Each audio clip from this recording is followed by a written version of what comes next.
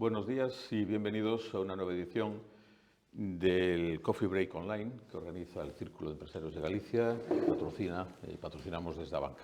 Como siempre, pues dar la bienvenida a todos los que estáis ahí detrás de la cámara y durante un ratito, durante media hora, pues vamos a desconectar, vamos a hacer un break y vamos pues a hablar de algún tema de actualidad. Hoy nos vamos a acercar al tema de la movilidad, ¿no? Antiguamente se hablaba de automoción, a día de hoy hablamos de soluciones de movilidad. Y para ello hoy tenemos con nosotros a Daniel Martín. Buenos días, Daniel, Buenos días. Que es el responsable del Stellantis Startup Hub, que, bueno, no sé si lo conocéis, yo desde luego no lo conocía, y he aprovechado pues para ponerme un poco al día y qué es lo que vamos a intentar hacer ahora durante media horita y hablar de movilidad y hablar un poco de futuro, ¿no? Por un lado, como siempre, el formato durante 20 minutos, pues preguntas y respuestas y un poco, pues Daniel nos contará un poco todo lo que hace y todo lo que, por dónde ver el futuro de la movilidad. Y al final, pues dejamos 5 minutos para preguntas, como siempre, al teléfono que tenéis ahí, al WhatsApp, o a través de la aplicación, y yo le haré estas preguntas y vamos a intentar ser puntuales para las 11:30, pues haber terminado. Y nada, vamos al lío. Daniel, bienvenido, te decía. Muchas gracias. Y bueno, y primero, coméntanos un poco de tu trayectoria. ¿Quién es Daniel Martín, ¿no? Pues bueno, primero gracias por la invitación, darme la oportunidad de presentar el Startup Hub y cómo Stellantis, bueno, pues trabaja con la innovación y colabora con startups de todo el mundo para intentar adoptar esa innovación y transformarla en negocios. Bueno, pues mi historia, la verdad que de formación soy ingeniero industrial.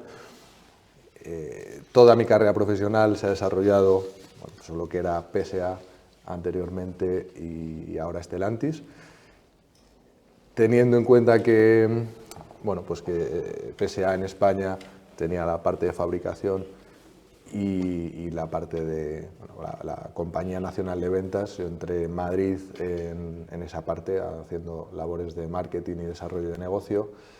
Bueno, pues no muy relacionado con la ingeniería, pero sí que es verdad que al ser una empresa de automoción siempre preferían coger ingenieros para esos puestos. A los 5 años me fui a París, estuve allí trabajando en el área de demand planning, bueno, pues toda la planificación del aprovisionamiento de todos los países. Pasé allí 6 años y a la vuelta a Madrid me dirigí al área de retail, que es bueno, pues los concesionarios propiedad del grupo. Siempre había querido ir a esa parte para conocer el negocio de cerca y es así como acabé en Vigo. Vine a dirigir los concesionarios que tenemos en la Avenida de Madrid. Allí estuve 5 años y de ahí salté a a llevar las operaciones comerciales del grupo para todas las marcas en África y Oriente Medio. Y me quedé aquí teletrabajando, con viajes, pero basado en el Valmiñor. Decidimos quedarnos allí, ni volver a Madrid, ni irnos expatriados a Casablanca, que es donde está la sede de la región. Bueno, ahora Stellantis ha potenciado mucho el teletrabajo y eso permite a los españoles pues ostentar posiciones internacionales sin tener que mudarnos, ¿no? Cosa que está bastante bien. Y hace un año pues tomé la responsabilidad del Stellantis Startup Hub. Ahora os hablaré más en detalle, pero Stellantis quiere potenciar la innovación y en ese sentido pues tiene el Venture Studio, que se dedica a esa bueno, pues, potenciación y utilización de la innovación, y Stellantis Ventures, que es un fondo de capital riesgo que invierte en ciertas startups alineadas con la estrategia a largo plazo del grupo. O sea, bueno, en este caso un gran conglomerado, una gran empresa, una empresa que es, bueno, pues digamos un poco global. Cuando digo global, digamos a nivel mundial, por fabricación, por digamos un poco por cifras, y que dice su CEO Carlos Tavares que quiere funcionar como una startup.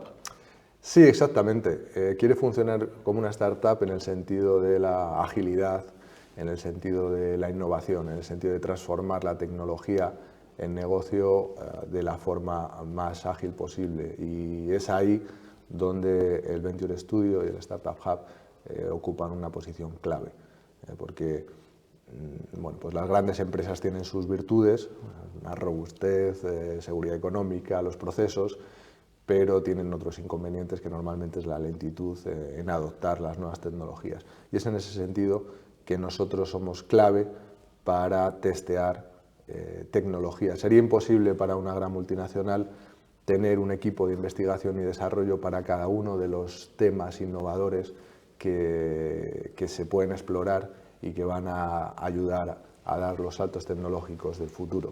Entonces, en ese sentido, las startups tienen equipos muy técnicos, con gente muy puntera, tienen el capital riesgo que les soporta, y es que no te podrías imaginar que, por ejemplo, cuando veo empresas que están trabajando en el sector de las baterías, hablas con 20 empresas y cada una afronta el problema desde un ángulo totalmente diferente.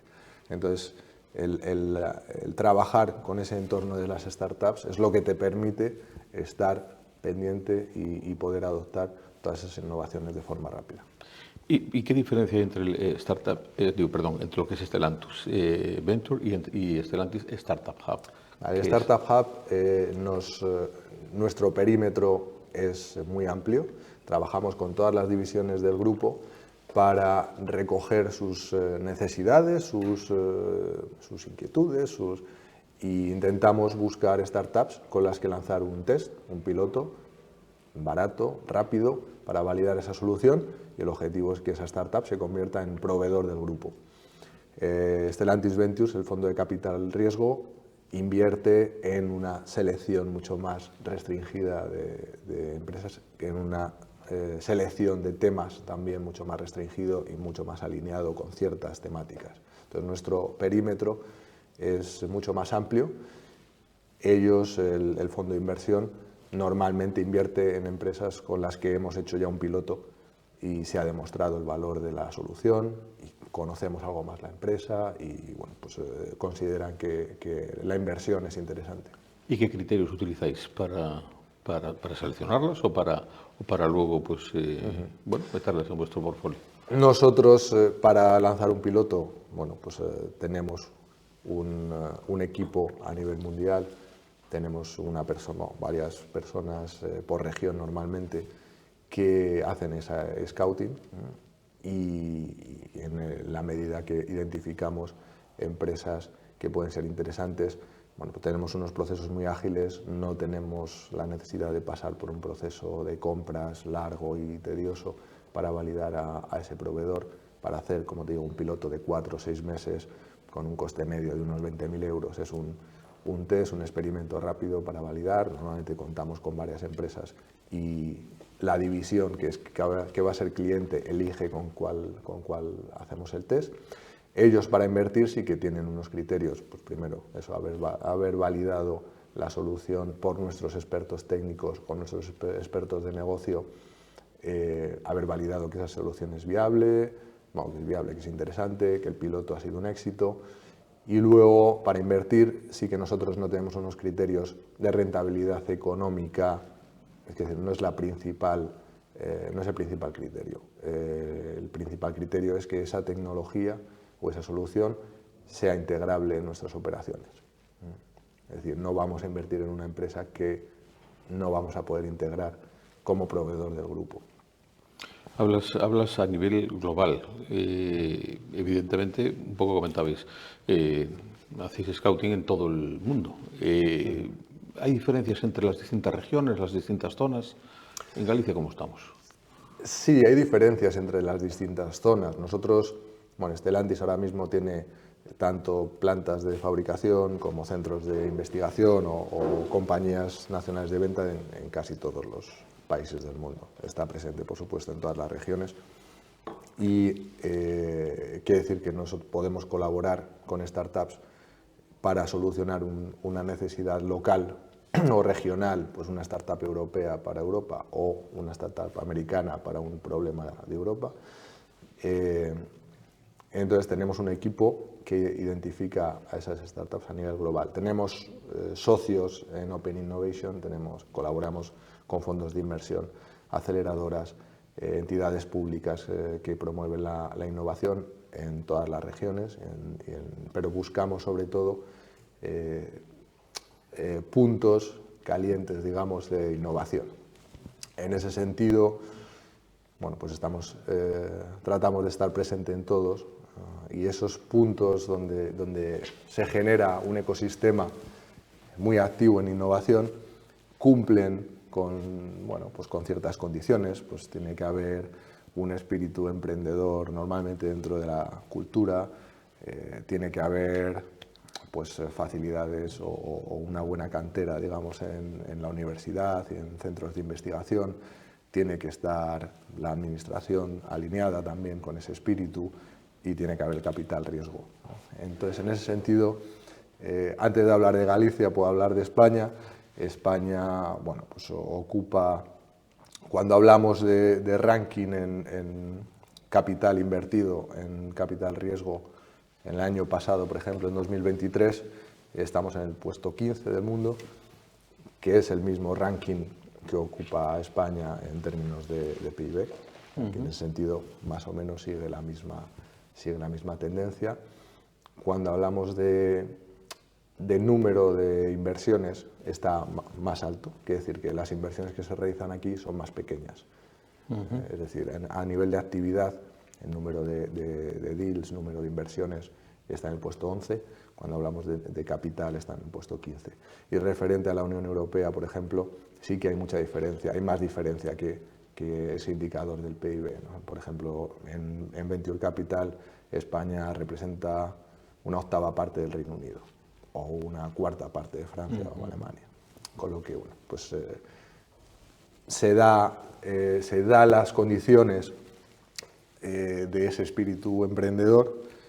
Hay bastante número de inversiones, bastante número de startups, pero las inversiones suelen ser más pequeñas, y eso, pues, a nivel de respaldo es perjudicial para las startups españolas, que igual, pues, para saltar al mercado necesitarían un poco más de capital.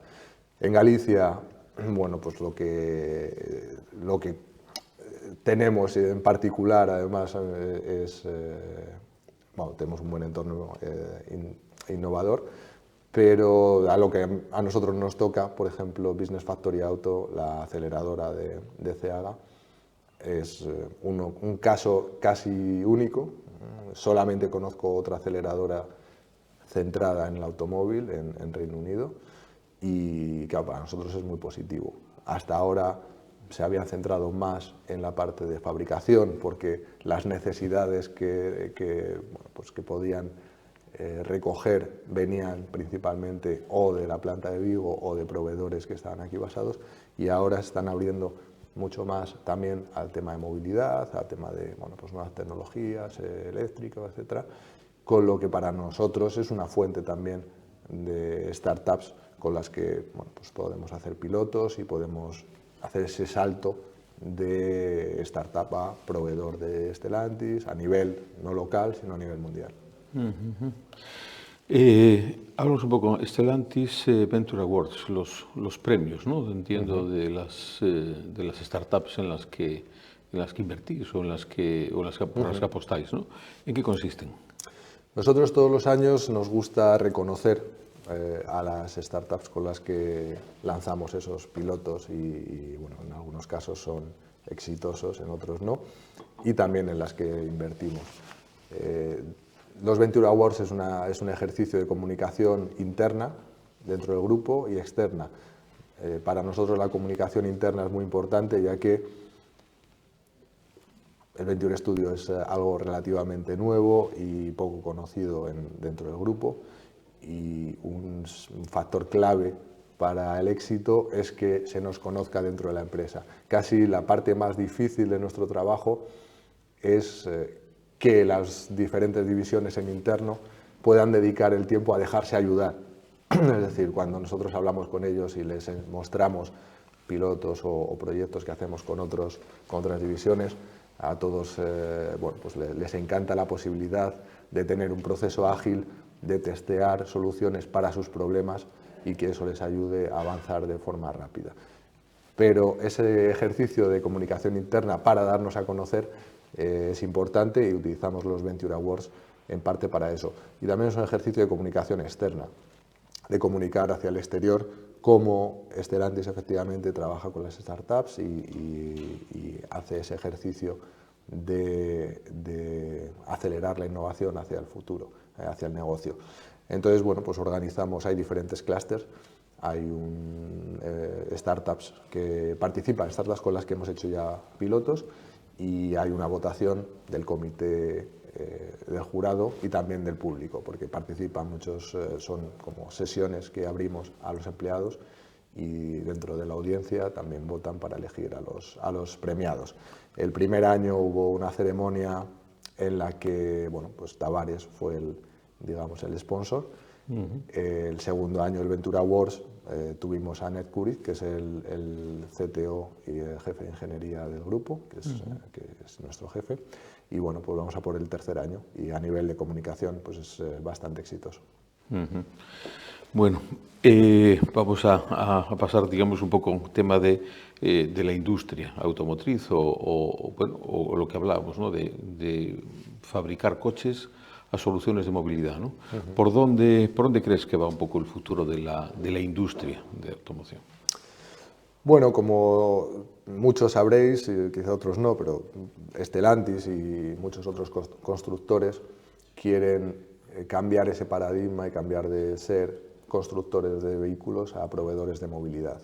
Proveedores de movilidad porque sabemos que el futuro va a ser híbrido en términos de, pues habrá clientes que sigan comprando su vehículo, otros que adquieran un renting, otros que adquieran un alquiler a largo plazo, meses, suscripción, uso 3 meses y luego me doy de baja, o alquiler de corta duración, o car sharing, que ahora mismo está bastante extendido en muchas ciudades del mundo.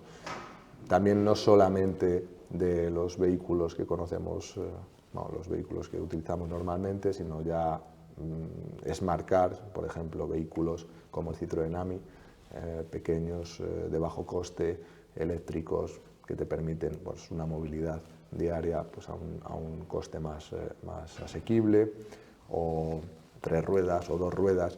Es decir, la tecnología abre la posibilidad a esa movilidad híbrida. El futuro de esa movilidad, bueno, pues estamos hablando de, por supuesto, vehículos eléctricos o híbridos, que al final, o sea, híbridos o con base de hidrógeno, pila de combustible, y estamos hablando de conducción autónoma. Eso permite más aún esa diferencia de soluciones.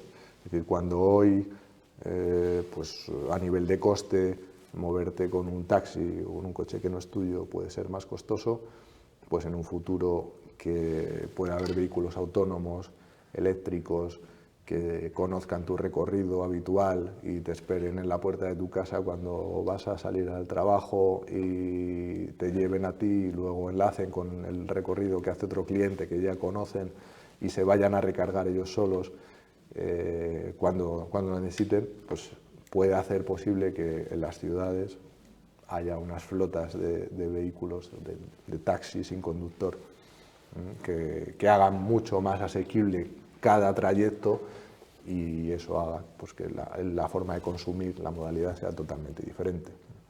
Y a nivel de propulsión, digamos un poco por dónde van a ir los tiros. Quiero decir, el tema eléctrico, el nitrógeno, las pilas, ¿por dónde va el futuro? A nivel de propulsión, el futuro está claro que es eléctrico, pero también es verdad que yo digo que es uno de los pocos casos que encontramos en los que una nueva tecnología, en lugar de hacer más fácil la vida a los consumidores, la hace más complicada a día de hoy. Es decir, el hecho del rango de la autonomía de los vehículos, que es más limitada, de necesitar puntos de carga que actualmente pues, a nivel público no se encuentran, y si no, pues lo tienes que instalar en tu casa.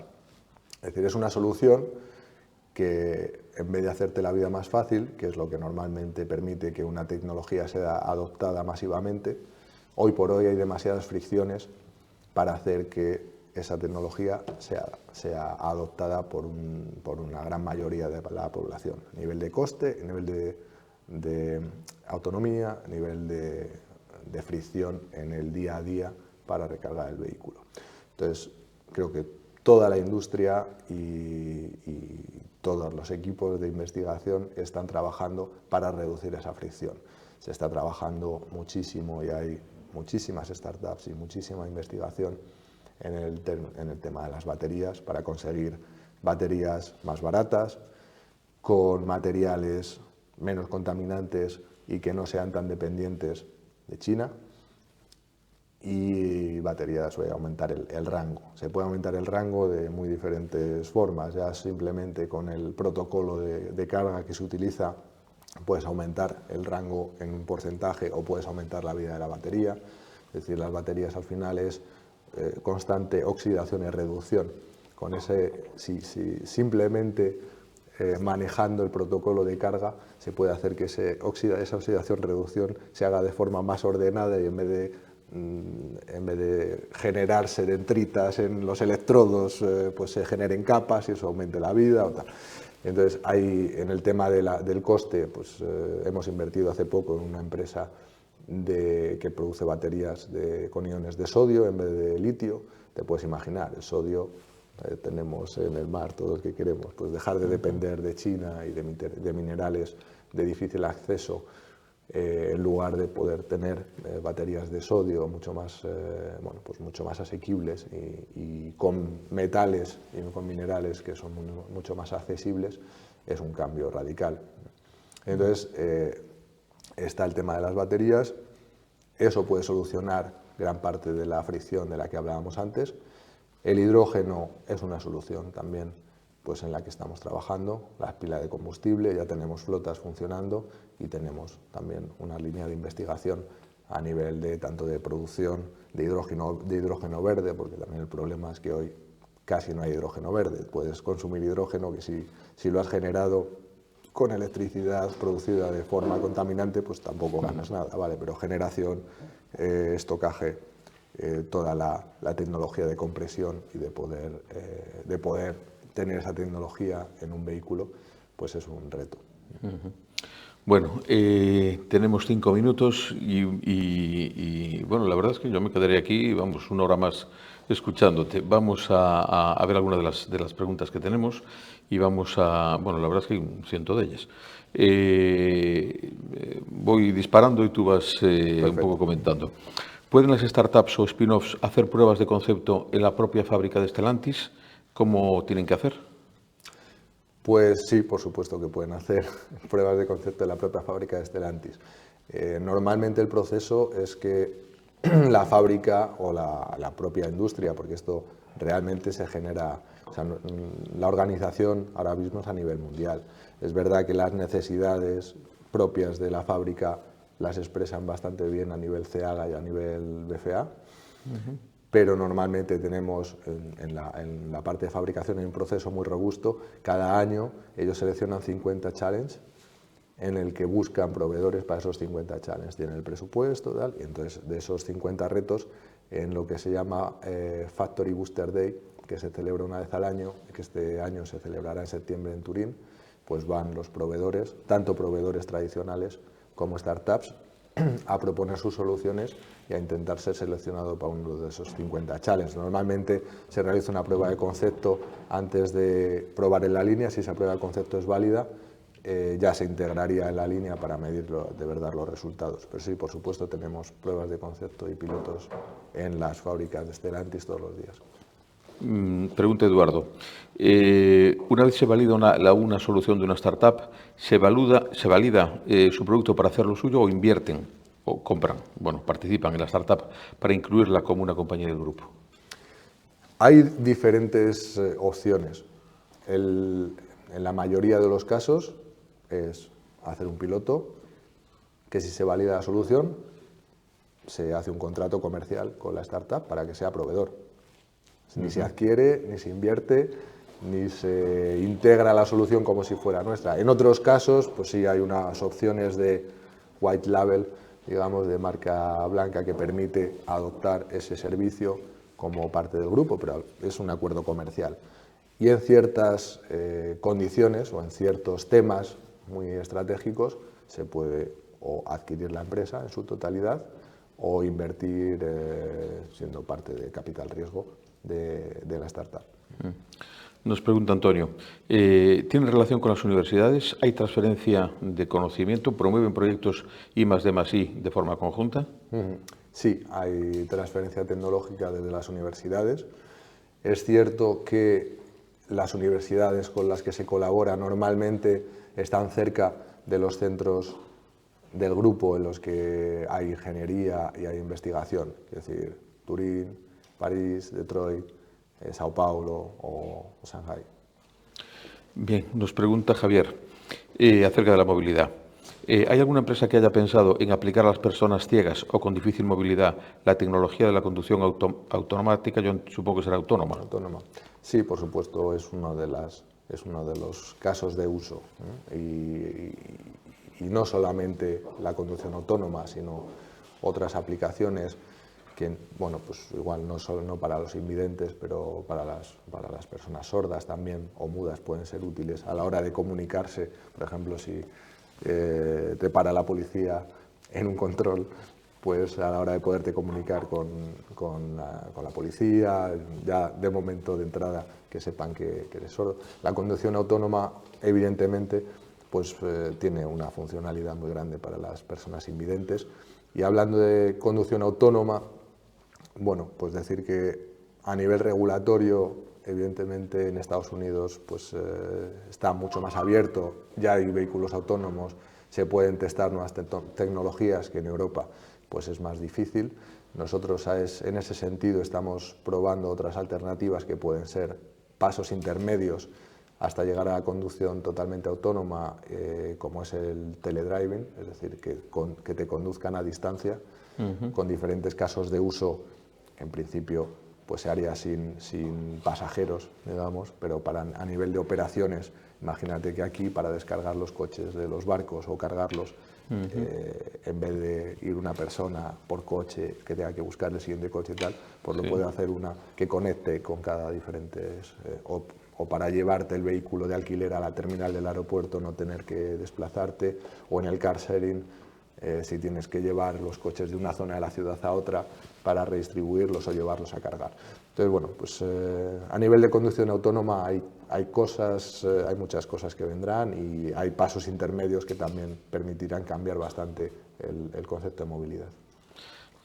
Antonio nos pregunta, ¿están las ciudades dimensionadas para asegurar esta nueva movilidad? ¿Se agravaría,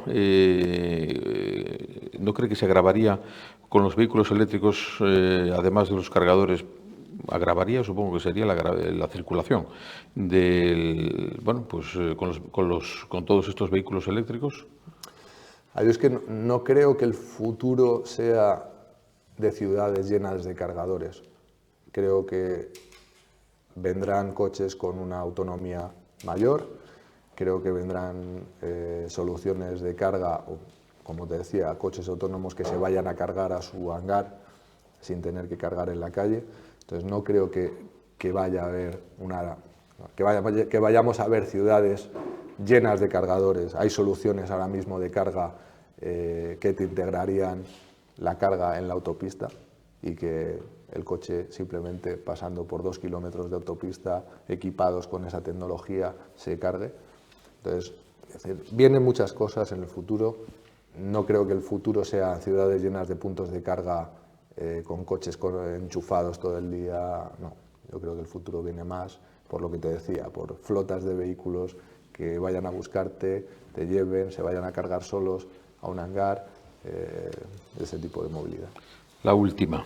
Es una pregunta acerca, en este caso, pues las innovaciones, el futuro a 5 años y el desarrollo de la inteligencia artificial. Es un poco larga, pero bueno, la pregunta es bien sencilla.